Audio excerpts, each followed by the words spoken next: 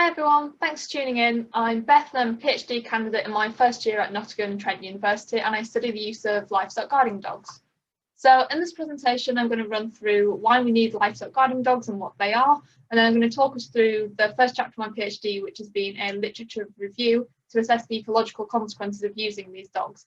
So in particular, I'm going to look at how livestock guarding dogs affect wildlife, which wildlife species are affected, and then touch on some opportunities for future research. So why do we need livestock guarding dogs in the first place? And it all comes down to livestock predation. So put very simply, there are wild predators like wolves, which sometimes kill and eat livestock. And obviously, or inevitably, that can lead to humans having negative attitudes towards those predators. And as such, sometimes farmers will come along and kill those predators either as a preventative measure to prevent the livestock predation or in retaliation for livestock predation. And it's this human persecution in relation to livestock predation that's one of the leading causes of predator population declines worldwide. So if we want to conserve predator populations, one of the most important things that we can work on is protecting livestock, and protecting livestock in a way that doesn't involve killing predators. And one of the most common forms of this non-lethal livestock protection is to use livestock guarding dogs. So there's many different breeds of livestock guarding dog, and they originated in Europe and Asia. So I just picked out a few here, but essentially they've been selectively bred over centuries really to have the right characteristics for guarding livestock. And they guard livestock because they're brought up with livestock from a very young age. So from about 6 to 12 weeks old, they'll be placed with livestock, so they think of these livestock as family. And then when they're out roaming with the livestock as they graze, if any predators approach the livestock, they will instinctively go to protect them. And typically this involves the dog putting itself between the livestock and the predator and then barking at the predator or actively chasing the predator away. And as such, these dogs are thought to be good for conservation. So if we go back to our initial animation, we have wolves, for example, that will kill livestock. But if we put livestock guarding dogs in the way to protect the livestock, then we can reduce those livestock losses. And hopefully that will increase farmer tolerance of predators because the predators are no longer killing their livestock. And we hope in turn that that will mean that farmers kill fewer predators. And if farmers are killing fewer predators, then we can help stabilize or increase predator populations again. But in order for livestock guarding dogs to be beneficial for predator conservation, they have to actually benefit predator populations and also not be detrimental to other wildlife. And that's basically the crux of my PhD, so answering this question on whether livestock guarding dogs are actually wildlife friendly. And this question basically arises because there's been a few reports in recent years of livestock guarding dogs chasing, killing and harassing wildlife. And those effects can be very similar to the effects that top predators have, so affecting prey species. So in order to answer this question of whether livestock guarding dogs are wildlife friendly, I can start to do that by thinking of livestock guarding dogs as a form of free-ranging domestic dog. And this paper came out a few years ago, another literature review, which found that domestic dogs threaten at least 188 species of conservation concern worldwide. And if we look at the figure from that paper, we have the type of impact along the x-axis and the percentage of species along the y-axis. And we can pretty clearly see that the majority of species, so nearly 80% of all the species, were impacted by predation, so dogs chasing and eating wildlife. But the dogs were also affecting wildlife via disturbance effects, disease transmission, competition and hybridization. So I wanted to put these categories and these impacts into a framework by which livestock guarding dogs might affect wildlife. So along the top row, I have things like disease transmission and hybridization, but I also have these predation and competition effects surrounded by this blue box. So things like chasing and killing wildlife, competition with wildlife, or how the dogs might affect wildlife via barking or leaving scent marks in the environment. And all of these predation effects, so all of these effects in the blue box, can lead to responses by wildlife. So these can be physiological, so maybe an increase in stress hormones, or they can be behavioural responses. So the likes of changing your habitat use or changing the time that you're active. And we also have this other category for anti-predator behaviour, so the likes of increasing vigilance at the expense of foraging. And all of these can affect the survival and reproduction of the affected species, which can ultimately affect the population dynamics of those species. And you'll also see in the top right, there's an additional box here, which is how the dogs can indirectly affect the survival and reproduction of species. and that's typically through a change in human behaviour. So the reason these dogs are put out in the first place in terms of as a conservation tool is in the hope that they will change human behaviour and reduce the use of lethal control. So what I wanted to do in this first chapter of my PhD is to look at how much of this framework has actually been studied previously. So I conducted a literature review using search terms based on that previous framework, and I searched many different bibliography databases such as Scopus and Web of Science and Google Scholar, but also more specific databases like the Large Carnivore Initiative for Europe and the Human Wildlife Conflict Task Force database. I also checked the reference lists of relevant papers, and I didn't restrict these the included studies to peer-reviewed studies, so I've also got a lot of grey literature in here, so looking at information contained within book chapters, project reports and student theses, for example. And this paper, this literature review, has been accepted for publication. It's going into the Journal of Vertebrate Biology in a special issue on dogs and conservation. I was proofreading the PDF this morning, so hopefully by the time everybody's watching this, it will be available, it'll be published and you'll all be able to read it. So fingers crossed. As a very quick summary of what I found, so there's 56 studies that I found that investigated the ecological effects of livestock guarding dogs. Those papers were published between 1980 and 2020, although more than half of those papers have been published in the last decade, so it's quite a growing area of research. The papers were also quite geographically widespread, so they studied the use of livestock guarding dogs in 18 different countries. Predominantly those were countries were European and Asian, but they were spread throughout all continents, bar Antarctica. And then the easiest way to fully summarise my results is to fill in the previous framework that I already explained. So it looks a bit overwhelming here, but I've tried to draw your attention to the important parts with these red circles. And the end number within each box is how many studies reported this effect.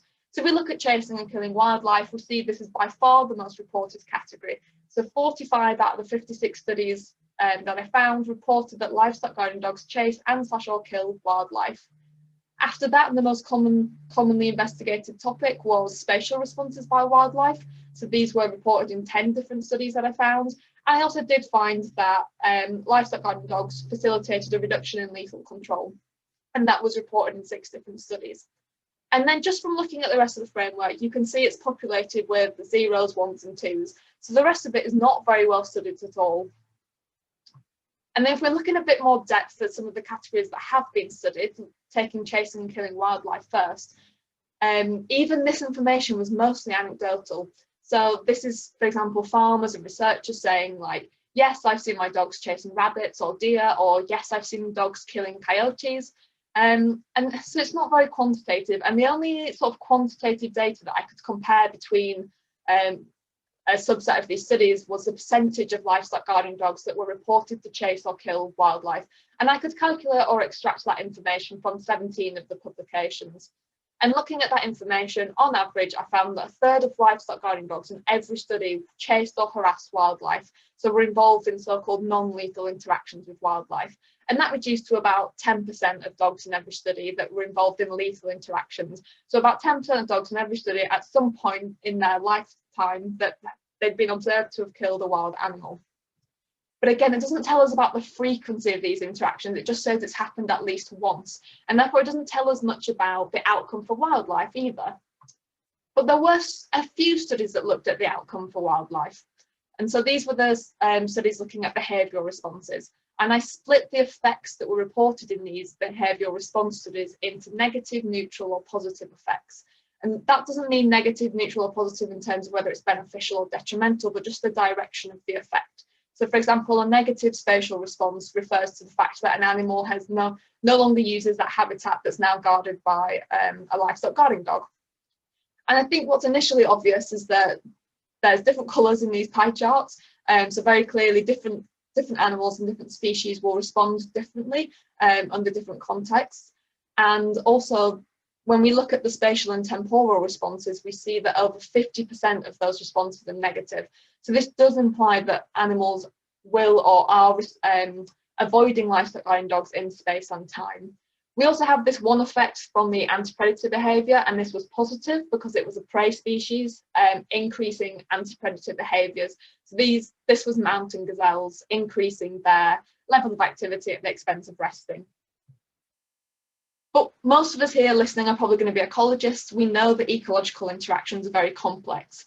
What's detrimental for one species might be beneficial for another species, and this is something that we haven't quite got a grasp on yet in this topic. So, for example, Gehring et al. In 2010 were looking at livestock guarding dog use in America, and they found that these dogs were chasing and killing mesopredators like red foxes and raccoons. But they also noted that there were more ground nesting bird nests on pastures that were guarded by the livestock guarding dogs. So the authors were suggesting here, they didn't test it, but they were suggesting that the suppression of the mesopredators was actually benefiting ground nesting birds. So here we have winners and losers coming out of the use of livestock guarding dogs. So it's really important that we start looking at these ecological effects and assessing the net ecological output from using these dogs. So as I said at the beginning, I didn't just look at how these dogs affect wildlife, I also looked at which species are affected. And within those 56 publications that I found, there were 80 different species named as being affected or interacting with livestock guarding dogs. There was also a very clear bias towards reporting on mammals. So 75 of those 80 species were mammals and the other 5 were birds. But I think more importantly here is that the majority, so 62 of each of those species, were non-target species, so species not responsible for livestock predation. And there's reasons that these dogs might be interacting more with more non-target species than target species, but it still very clearly highlights that these dogs will be having unintended ecological effects. We do not put them out on these pastures to interact with non-target species, yet they clearly are doing, and we need a lot more research on how that's affecting those species. Slightly more concerning is that 11 of the 80 species were of conservation concern, so listed as endangered, vulnerable, or near threatened on the IUCN Red List. So again, before we can start to think of these dogs as being beneficial for conservation, we have to assess how they're affecting non-target species and how they're affecting species of conservation concern, especially where those species are the predators that they're put in place to protect. So as a quick summary of everything that I found in my review, it's quite clearly a very understudied topic, and most of the research or evidence to date is quite anecdotal. Mostly the reports are livestock guarding dogs chasing and killing wildlife, but it's rarely been quantified, and the outcomes for wildlife are rarely quantified, although that in recent years there is more investigation of spatial responses by wildlife to guard dog presence. In terms of the species, I found 80 different species being affected by livestock guarding dogs. The majority were non-target species, and some were also of conservation concern. So where does that leave us? Well, I think I've highlighted from this review that there's a lot more research that needs to take place, especially looking at these effects on non-target species.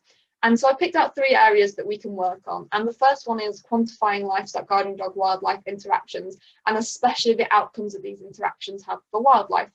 So one of the things I'm going to be doing in my PhD is attaching point of view video cameras to dogs so that I can see exactly how they're interacting with wildlife and start to see how frequently this is happening and whether these interactions lead to the death of the animal that's being chased. Secondly, we need longer term studies focusing on population dynamics.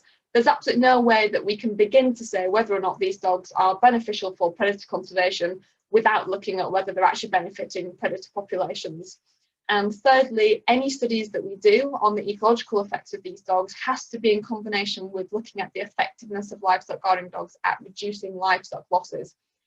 As it might just be that all of the dogs that are deemed to be effective or successful at reducing livestock losses are only successful because they kill all of the predators, which is not the aim when we think of them as a conservation tool. So these things have to be looked at in conjunction. So I think it's pretty clear that there's still a lot of work to be done, but I'm really excited to be contributing to this in my PhD, and I can't wait to get started with my fieldwork. Here's a quick reference slide for anyone who was interested in any of the references that cropped up throughout. And that's it. Thank you very much for listening, and hopefully I'll be around to answer any questions.